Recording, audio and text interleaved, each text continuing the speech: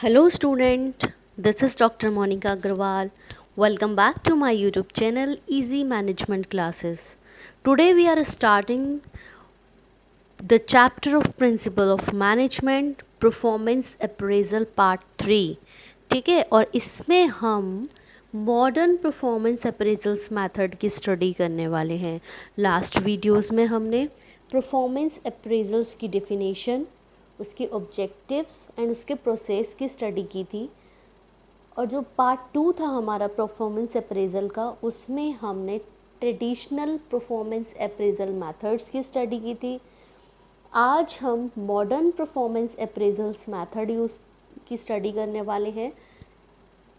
क्यों मॉडर्न क्यों कहा जाता है इनको? क्यों आज जिन मेथड्स को यूज़ किया जाता है बड़ी बड़ी ऑर्गेनाइजेशन में, इसीलिए इन मेथड्स को मॉडर्न मेथड किया जाता है, जो रिसेंटली यूज़ किए जा रहे हैं मोस्ट ऑफ द ऑर्गेनाइजेशंस में।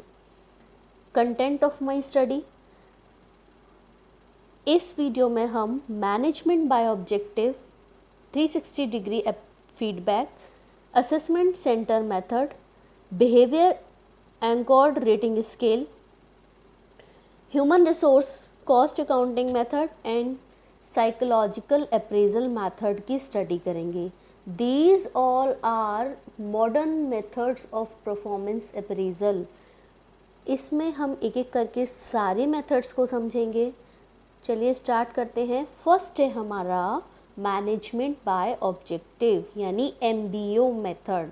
Management by objective method is the appraisal method where managers and employees together identify,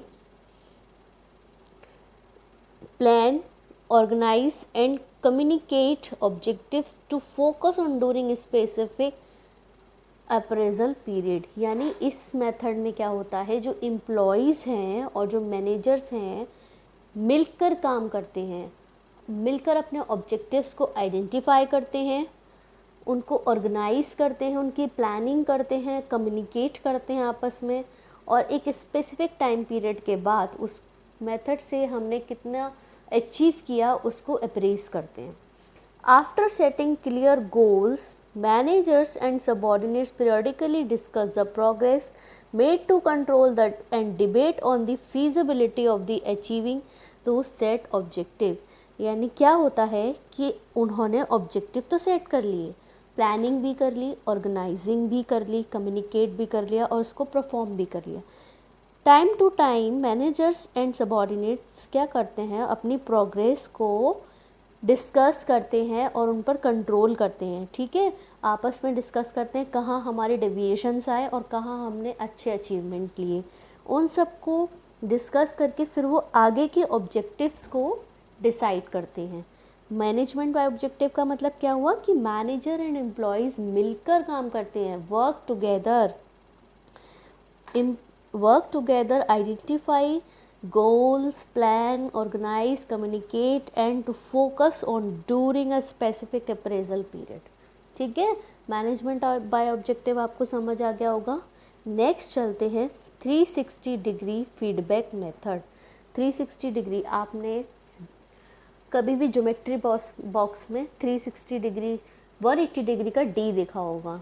ठीक है, जब हम उसको डबल कर देते हैं वो एक सर्कल बन जाता है, इट मीन्स 360 डिग्री हो जाता है।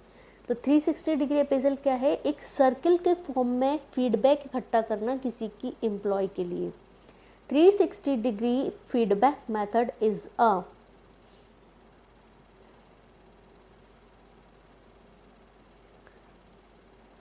multi-dimensional performance appraisal method that evaluate an employee using feedback collected from the employee's circle of influence, namely managers, peers, customer and direct report। ठीक है, यानी कि आपको चारों तरफ से अप्रेज करने के लिए चारों तरफ से आपको इवैल्यूएट किया जाएगा। आपके बारे में फीडबैक हम मैनेजर से भी लेंगे, आपके बारे में हम फीडबैक आपके सबऑर्डिनेट से भी लेंगे, आपके बारे में हम फीडबैक कस्टमर से भी लेंगे और आपके ही बारे में फीडबैक हम पेयर्स से भी लेंगे जो आपके साथ काम कर रहे हैं, और डायरेक्ट रिपोर्ट्स हम अपने आप से भी तैयार करेंगे। इट मीन्स आपके चारों ओर जितना भी सर्कल फैला हुआ है, यानी आपसे जो बड़े हैं यानी मैनेजर्स, आपसे जो छोटे हैं यानी सबऑर्डिनेट्स, आपके जो बराबर के हैं वो आपके पीयर्स, जिसको आप फेस कर रहे हो दे आर कस्टमर, और खुद अपने आप द्वारा बनाई गई रिपोर्ट्स, ये सारे मिलकर आपके फीडबैक कलेक्ट करते हैं और उस फीडबैक के थ्रू हम आपको अप्रेज करते हैं। ठीक है, यानी आपको चारों ओर से आपका फीडबैक लिया जाता है। This method will not only eliminate bias in performance review but also offer a clear understanding of an individual competence. ठीक है, जब आपको फीडबैक चारों तरफ से लिया जाता है, सबसे आपका फीडबैक लिया जाएगा, तो वहाँ पर बायसनेस कम हो जाएगी। अगर हम खाली सुपरवाइज़र से आपका फीडबैक लें, सुपरवाइज़र आपका फ्रेंड है तो क्या होगा, बायसनेस होगी। फ्रेंड तो अच्छा ही बताएगा ना, आपका रिव्यू आपका अच्छा ही देगा। इट मीन्स आपका जो फीडबैक है वो ओवरऑल बैकग्राउंड से लिया जा रहा है, यानी आपका फीडबैक सुपरवाइज़र से भी लिया जाएगा, मैनेजर से भी लिया जाएगा, पीयर्स से भी लिया जाएगा, कलीग से भी लिया जाएगा, कस्टमर से भी लिया जाएगा। ओवरऑल फीडबैक के बाद ही आपकी परफॉर्मेंस को अप्रेज किया जाता है। This appraisal method has 5 integral component. Self appraisal, यानी आप खुद अपना अप्रेजल बताते हो कि आप में क्या क्या चाहिए हैं। मैनेजरियल रिव्यूज़ देखे जाते हैं, पीयर्स रिव्यूज़ देखे जाते हैं, subordinate appraising managers and customer और क्लाइंट्स रिव्यूज़। ठीक है, ये सारे लोग फीडबैक देंगे, उसके बाद आपकी परफॉर्मेंस को अप्रेज किया जाएगा। नेक्स्ट आता है आपका assessment centre method. The concept of assessment centre was introduce way back in 1930 by a German army. ठीक है, ये मेथड कब आया, 1930 में जर्मन आर्मी के थ्रू आया, but it has been polished and tailored to fit today environment. ठीक है, जो आज के इन्वायरमेंट में फिट है, बिल्कुल अच्छा मेथड है ये। The assessment centre method enable employ to get a clear picture of how other observe them and the impact its has on their performance. इस मेथड में क्या है कि जो एम्प्लॉय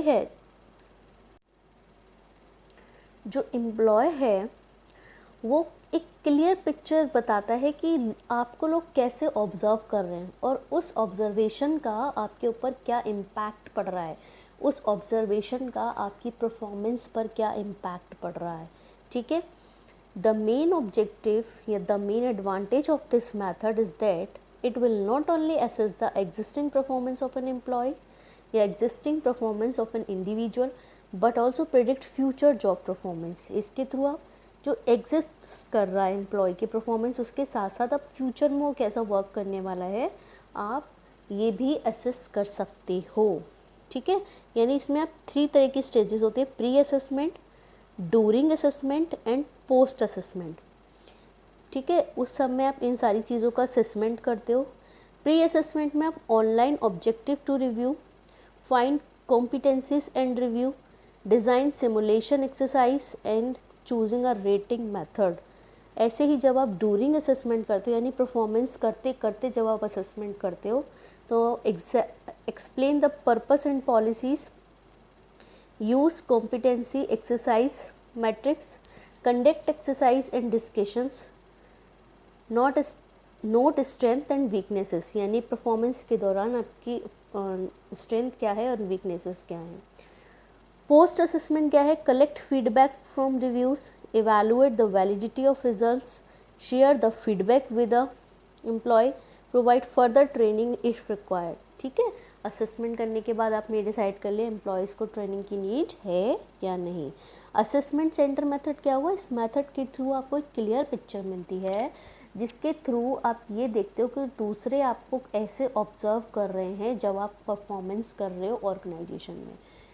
आपके एग्जिस्टिंग परफॉर्मेंस के साथ साथ फ्यूचर परफॉर्मेंस को भी असेस किया जाता है इसके थ्रू।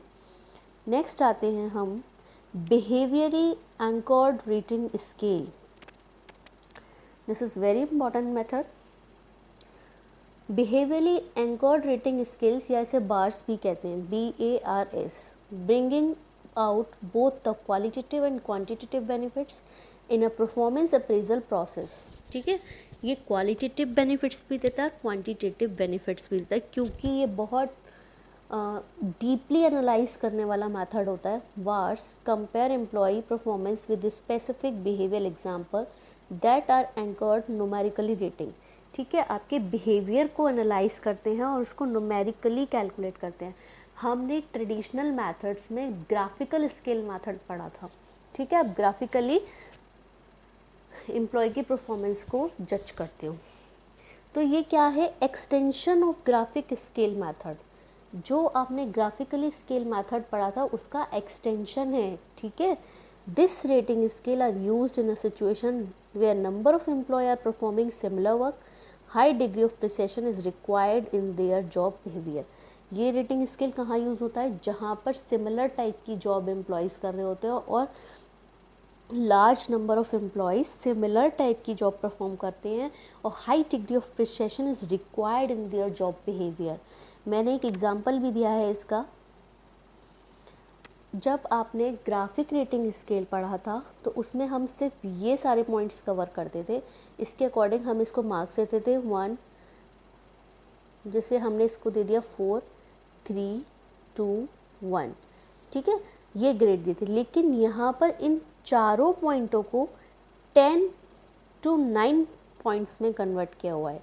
9 पॉइंट्स में कन्वर्ट कर दिया। देखो 5 ये रहा, sorry, outstanding zone.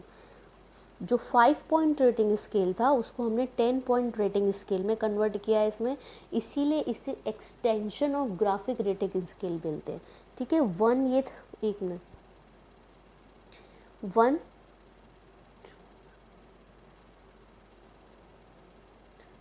5 outstanding performance है तो हम उसे 5 मार्क्स देते थे। अबव एवरेज है तो 4, एवरेज है तो 3, बिलो एवरेज है तो 2 और अनसेटिस्फैक्ट्री है तो 1। हम ऐसे ग्राफ रेडी करते थे ग्राफिकल रेटिंग स्केल मेथड में।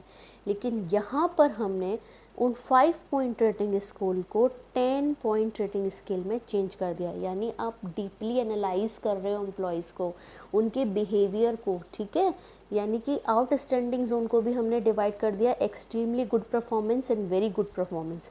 अबव एवरेज को भी हमने much above average and slightly above average में डिवाइड कर दिया। एवरेज को हमने दाव average but more toward good and neither very good nor very bad. Below average को भी हमने 2 पार्ट्स में डिवाइड कर दिया, slightly below average and much below average. Unsatisfactory को भी हमने 2 पार्ट्स में डिवाइड कर दिया, marginally unsatisfactory and highly unsatisfactory. समझ आया आपको कि जो हमने 5 पॉइंट रेटिंग स्केल बनाया था उसको हमने 10 पॉइंट रेटिंग स्केल में चेंज कर दिया और डीपली एनालाइज करने के लिए एम्प्लॉय के बिहेवियर को। ठीक है, इसको हम क्या कहते हैं, बार मेथड्स। नेक्स्ट आता है आपका human resource accounting method.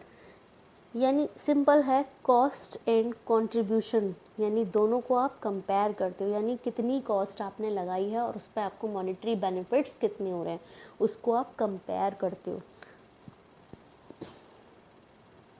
Human resource cost accounting method analyses and employ performance through the monetary benefits he and she yield to the company. It is obtained by comparing cost of retaining an employee and monetary benefits of an organization has ascertained from that specific employee।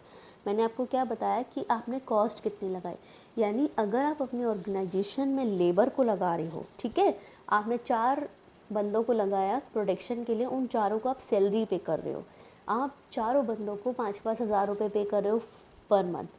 लेकिन क्या वो 5,000 से ऊपर का contribution दे रहे हैं organisation में? क्या उनका प्रोडक्शन हमें 5,000 से ऊपर के बेनिफिट्स दे रहा है कि नहीं? यानी पैसा आपने जितना लगाया उस पर आपको कितना रिटर्न मिल रहा है, आप उन दोनों चीज़ों को कंपेयर करते हो। यानी कॉस्ट आपने कितनी लगाई है, कॉस्ट आपकी कितनी लग रही है 20,000 की, 25,000 की, क्योंकि आपने 5 एम्प्लॉयज़ लगाए हैं, 5 लेबर यूज़ करिए, 5 बंदों को लगाया है जो प्रोडक्शन काम में लगे हुए हैं, जिनको आप पर मंथ सैलरी 5-5 हज़ार दे रहे हो, तो आपको 25,000 की कॉस्ट लग रही है।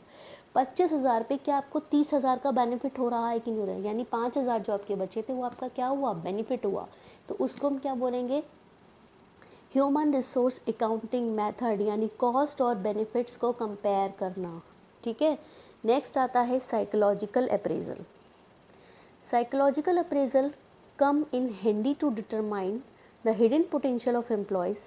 This method focus on analysing an employee's future performance rather then the past work. Psychological appraisal क्या है, आपके हिडन पोटेंशियल को एनालाइज करता है, और ये मेथड किस में फ्रूटफुल होता है, आपकी फ्यूचर परफॉर्मेंस के लिए फ्रूटफुल है, एनालाइज करने के लिए, पास्ट वर्क के लिए नहीं है। This appraisal are use to analyse 7 major component of an employee's performance. अब वो 7 मेजर कंपोनेंट क्या है, interpersonal skills, cognitive abilities, intellectual traits, leadership skills, personality trait, emotional content and other related skill. इन सारी स्किल्स को check करने के लिए परफॉर्मेंस अप्रेजल्स मेथड के साइकोलॉजिकल अप्रेजल मेथड का यूज़ किया जाता है, यानी आपको हिडन पोटेंशियल को चेक किया जाता है, आपकी फ्यूचर परफॉर्मेंस को एनालाइज किया जाता है, ना कि पास्ट वर्क को। इसमें हम साइकोलॉजिकल फैक्टर्स के एनालाइज करते हैं। वो साइकोलॉजिकल फैक्टर्स कौन से हैं हमारे, interpersonal skills, cognitive abilities, intellectual traits, leadership skills, personality trait, emotional content and other related skills. ठीक है, तो इसमें हमने परफॉर्मेंस अप्रेजल्स के मेथड्स पढ़े, जिसमें हमने MBO मेथड पढ़ा, 360 डिग्री फीडबैक मेथड पढ़ा, बिहेवियर अंकर्ड रेटिंग स्केल पढ़ा, हमने ह्यूमन रिसोर्स अकाउंटिंग मेथड की स्टडी की एंड साइकोलॉजिकल अप्रेजल मेथड की स्टडी की। आई होप आपको ये मेथड्स अच्छे से समझ आ गए होंगे। अगर ये वीडियो आपको अच्छा लगे तो इसको लाइक, शेयर एंड कमेंट्स करना मत भूलिएगा। Thank you so much everyone.